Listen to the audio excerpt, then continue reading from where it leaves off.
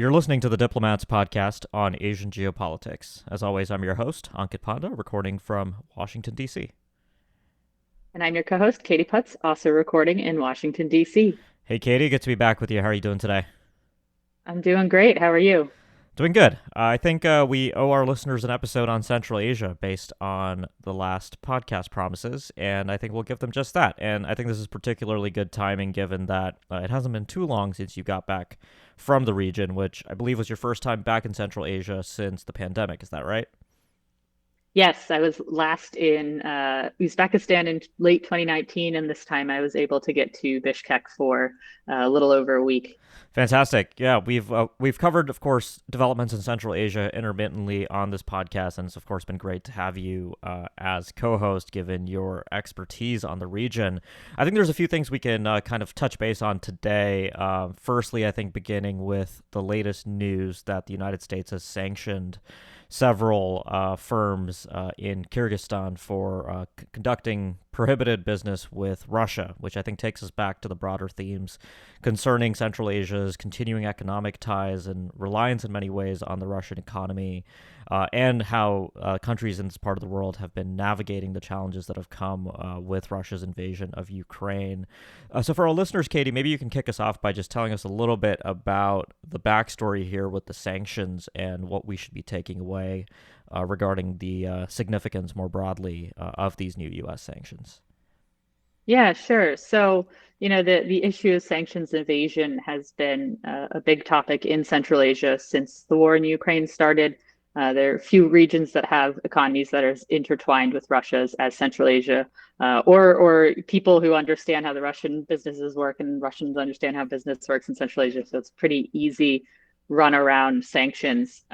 Earlier this summer, RFERL reported had an investigative report on a group of Kyrgyz and Kazakh companies that were exporting sanctioned dual-use technology to Russia. Essentially, a firm would be established in Bishkek or Almaty and would work with a Russian importer based in a major defense industry hub to import mostly electronic equipment, so microchips, telecommunications equipment, other electronic aspects that were imported into Russia, often directly from a Western country, but the money would go through Bishkek and the goods would go to Russia. And these are the kinds of things that the Ukrainian military recovers from Russian missiles and tanks on the battlefields in Ukraine. Now, what happened this week was that earlier in the week, the Washington Post reported that additional sanctions targeting Kyrgyz companies were probably coming. And then on July 20th, sanctions were announced. A new batch of sanctions were announced by the Treasury Department, and six of the Kyrgyz companies that were sanctioned earlier this week or yesterday, as we're recording, they were companies that were directly named in the RFERL investigation. What was interesting to me was that between the Washington Post story, which came out on July 18th, and the new sanctions on July 20th, Kyrgyz authorities came out with pretty direct comments acknowledging that private Kyrgyz companies might be involved in this business, and sort of pledging to investigate and put a stop to it. Mm-hmm. And then the sanctions were announced. So I thought that was an interesting preemption of what they knew was coming, which is also different. Often the sort of first step is denial, denial, denial. The Kyrgyz authorities actually went the other direction, which I thought was curious. But the sort of short end of this is that there are companies in Central Asia that saw business opportunity skirting sanctions. And the question is now is how hard is the US and the EU going to push on these countries to shut down these businesses, which are often they're not state businesses necessarily, they're private companies. What are these governments going to do to actually put a stop to that trade? Do they want to put a stop to that trade? There's a lot of questions here. Right. So, I mean, the broader issue here is that these companies think that they can effectively get away with this in the current environment, and they don't see any reason for really complying with U.S. sanctions until the U.S. begins enforcement in this way. Is that broadly right? Yeah, these are companies and businesses, some of which were founded directly after the invasion. These are people who saw a business opportunity. I don't know that they're thinking about the larger geopolitical implications. It's more of I can make a bunch of money selling, being the middleman between a Western semiconductor company and a Russian business, and maybe that semiconductor company doesn't totally understand where those goods are going. So I mean, there is obviously this geopolitical angle to it, but I think it's just Hmm. businesses that see an opportunity and seized upon it. And when we look at, I don't have the exact numbers at the top of my head, but when you look at the trade data from in Central Asia in the last year, it's really interesting. Something like the the volume of refrigerators and refrigerator parts that were imported into Russia from Kazakhstan just like exploded.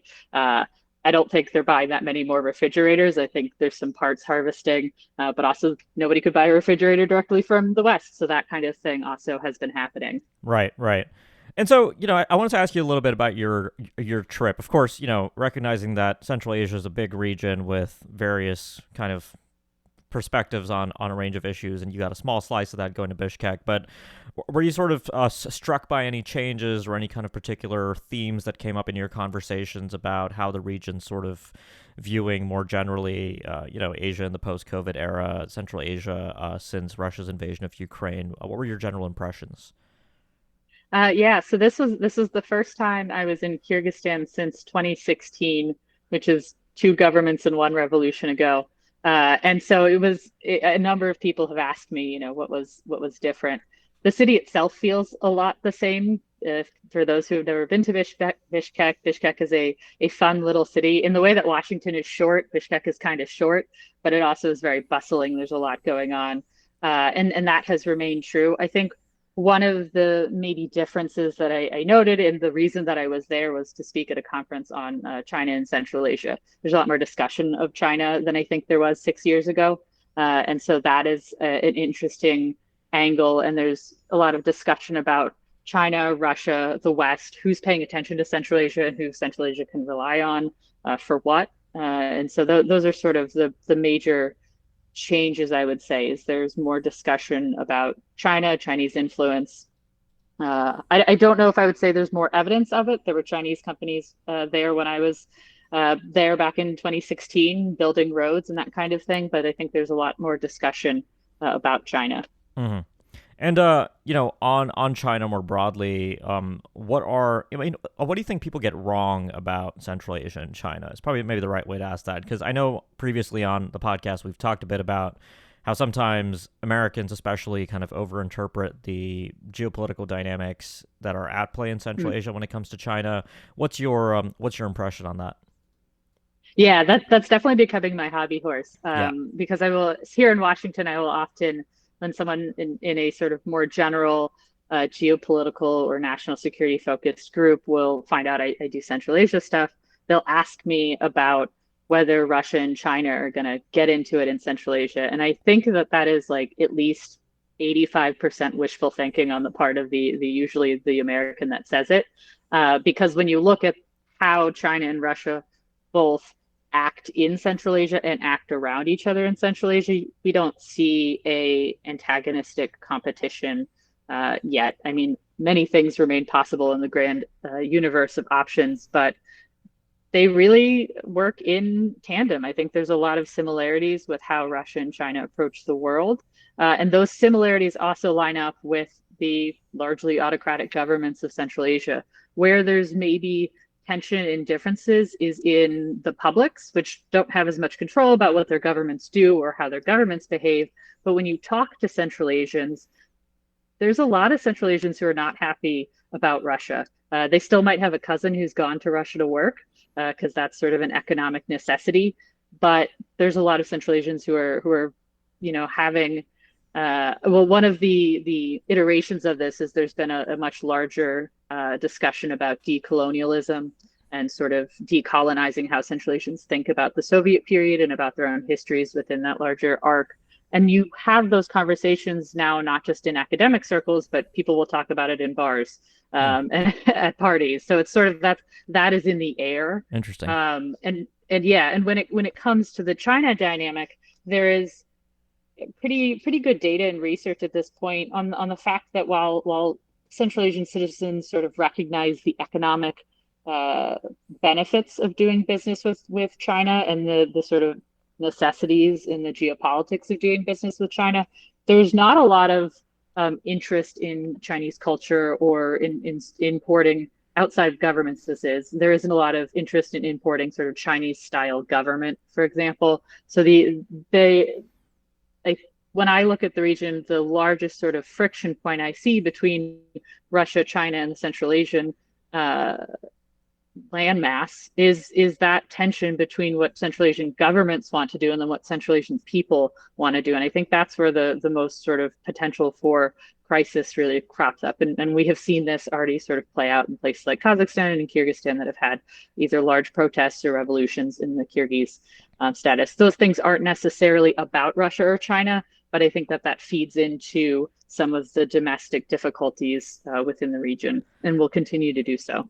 Yeah. So, Katie, the last question I wanted to ask you, and this kind of dovetails nicely with your comments about, I guess, internal instability, revolutions, and uprisings, is you were in Bishkek shortly after the Wagner uprising in Russia, which, of course, was remarkable, attracted a lot of attention around the world. I'm wondering if in any of your conversations, you kind of got an idea of how Central Asian states were kind of viewing this in Russia. I know there were some conversations initially about whether the CSTO would get involved, given the CSTO's involvement in Kazakhstan last year.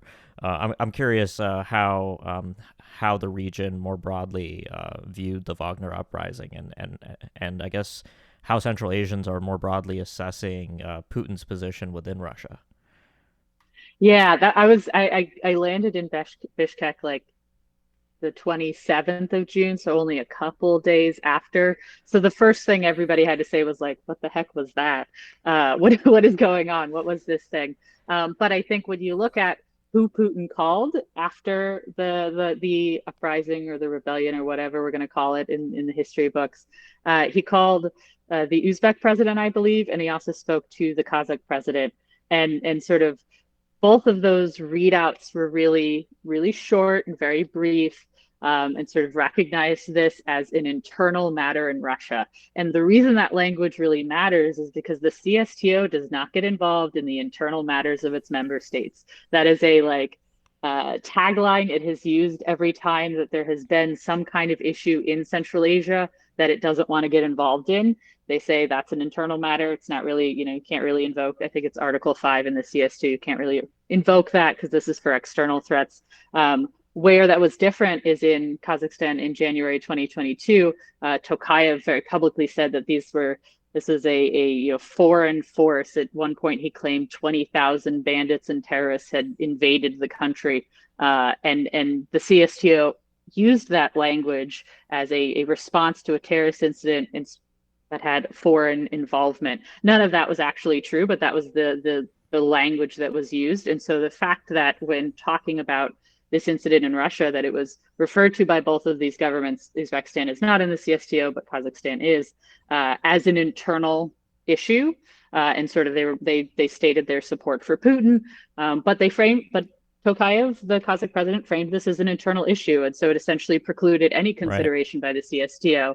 And that's really interesting because back when Tokayev called on assistance from the CSTO, there was a lot of sort of hand-wringing that this was essentially selling Kazakhstan out to the Russians, that the next time the Russians needed backup, Kazakhstan would be obligated to come back with it. But I think Tokayev knows that he doesn't have to send troops to support Russia because what is Putin going to do about it right now? Nothing. Right. And so I thought that was really interesting. I think often when people who don't cover Central Asia a lot talk about Central Asia, they think of it as really like a blank chessboard in which these other players are playing on. But the Central Asian countries all have they do have autonomy. They do make their own decisions. They have constraints in those decisions, but I think it's pretty clear that they're interested in playing all sides as best possible and getting what it is that they want, certainly from the government's perspective. And so I think if that rebellion had gone on longer, we might have more to say about it. But it was a very interesting moment. I think there is probably concern in Central Asian capitals about Putin's longevity and what comes after and what that looks like, because they've all had a lot of support from Putin over the years. Also a lot of judgment, but a lot of support. So who or what takes over could be worse for them. But we shall see.